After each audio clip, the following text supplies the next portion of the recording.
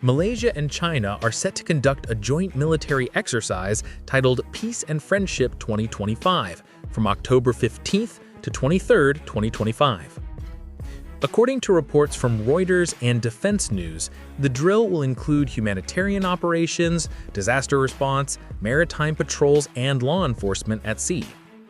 But behind the label of peaceful cooperation, the move raises serious questions, because China has long been the main source of tension in the South China Sea, including against Malaysia itself.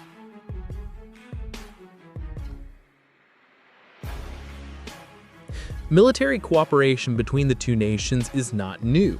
They held similar joint exercises in 2015 and 2018. However, the context in 2025 is drastically different.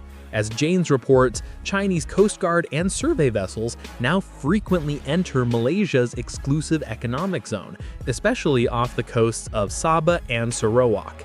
In several cases, Malaysian Navy ships were forced to confront Chinese vessels that insisted on staying within the area under the pretext of historic rights. Against this backdrop, Kuala Lumpur's decision to host a joint military drill feels paradoxical. According to Global Times and Xinhua, the exercise will involve over 1,000 personnel, including about 700 troops from China's People's Liberation Army. From Malaysia, elements of the Royal Malaysian Navy (TLDM), Army (TDM), and Air Force (TUDM) will participate. The assets mentioned include China's Type 071 amphibious transport dock, guided missile destroyers, Z-20 helicopters, Wing-Lung drones, and Malaysia's Kreese-class patrol vessels and Lekyu-class frigates. The drill scenarios will cover search and rescue operations, amphibious landings, joint patrols, and anti-piracy exercises in open waters. Defense Blog notes that this is one of the largest China-ASEAN bilateral exercises this year. The official aim is to strengthen mutual trust and regional cooperation. Yet, to many analysts, it looks more like Beijing's influence test, a subtle way to prove that its military presence is now welcome in Southeast Asia's backyard. Malaysia's government under Prime Minister Anwar Ibrahim repeatedly insists that the exercise is not political. But, as Reuters reported, the agreement came just 2 months after an incident between Chinese Coast Guard vessels and a Malaysian exploration ship near Beting Patiggi Ali, a disputed reef area. That event triggered strong reactions from Malaysian lawmakers and media, accusing Beijing of maritime intimidation. Now, with this joint exercise, the criticism resurfaces. Is Malaysia normalizing China's pressure?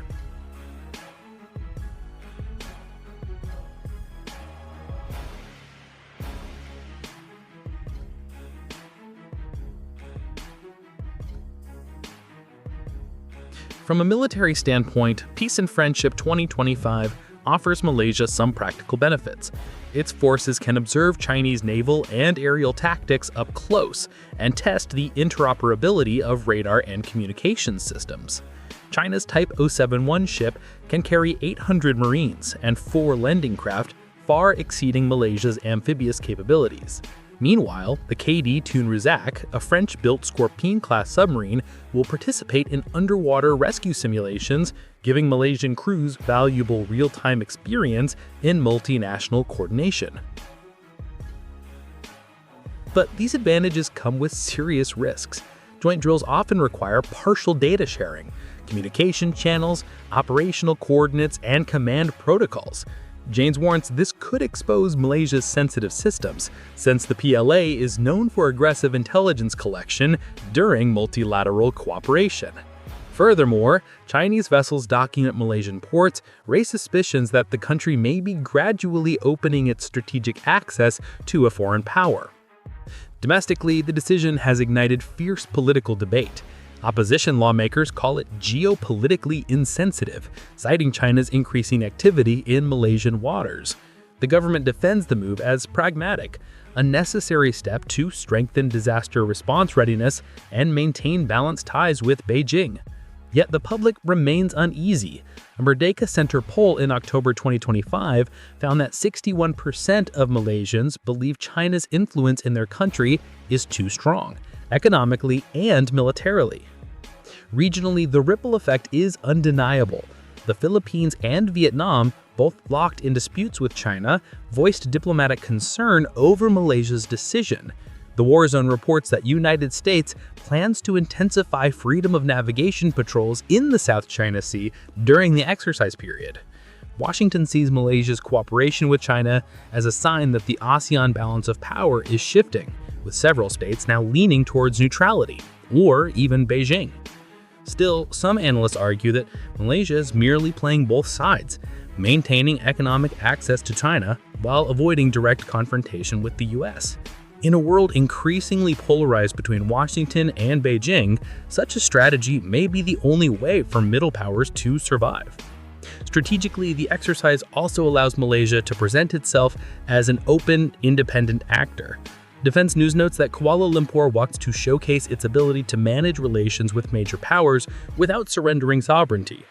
But, as many Western analysts remind us, the line between diplomacy and concession is razor thin, and Beijing knows how to blur it.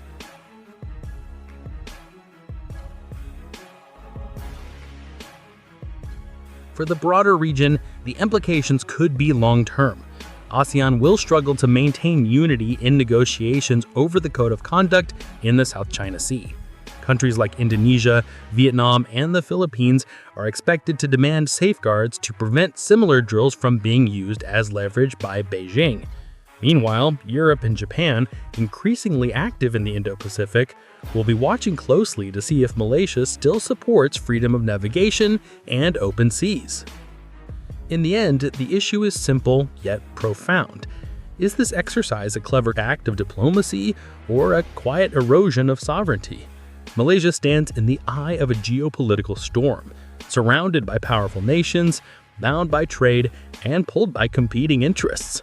This move could strengthen Malaysia's image as a neutral mediator, or mark the start of a deeper strategic dependence on Beijing. For now, the world waits. When Malaysian and Chinese warships sail side by side in mid-October, one thing will be certain: the South China Sea will never be quite the same again.